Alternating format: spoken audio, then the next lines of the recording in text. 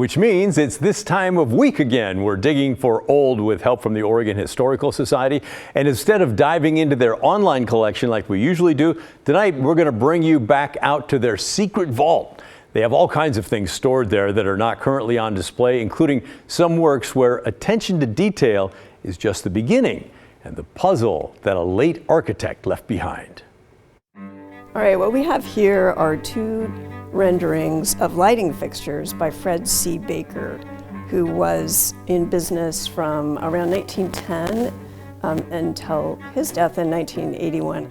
And Baker was, I guess, an opportunist, you could say. He saw the opportunity to create lighting designs that were custom designed for the particular buildings that the architects had designed, and so he worked closely with architects all over the West. He didn't have any competition really north of San Francisco, and even did a number of commissions of churches in San Francisco. So he had a lighting design company. He designed the fixtures based on the style of architecture, and he had developed this incredible knowledge of ornament. So he had this visual vocabulary of ornamentation. So the features that might be associated with a certain period of architecture, he would know all of those and be able to draw them and then turn them into these beautiful lighting fixtures. He did not have a retail lighting shop, so you couldn't go buy a fixture for your home. Generally, he would work with designers. And you can see from these two drawings the long period of time in which he designed. We have an Art Deco fixture here on the left, probably from the 20s, and then on the right is a mid-century modern fixture, I'd say probably from the 50s or 60s. And he was born in 1887, started his business around 1910, 1912, and he was still working with the business when he died in 1981. We have a couple of oral histories with Fred Baker, and we have this fantastic collection that we received after he died.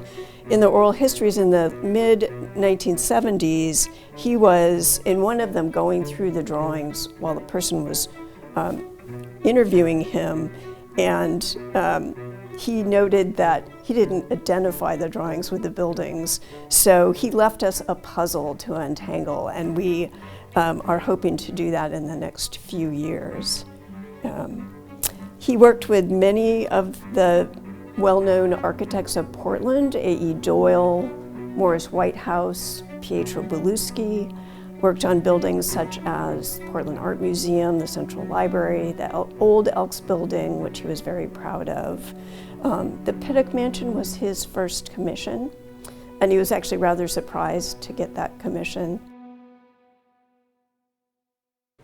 How cool is that? By the way, they have at least 10 drawings. They only brought 2 out to show us. But instead of having Shauna tell you the story about the Baker's first commission with the Pittocks, let's hear from Fred Baker himself in one of the oral histories the Historical Society has available.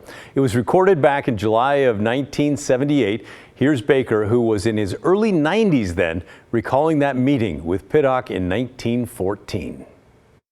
I made the drawings, went up to the old Pittock house, and I remember very well.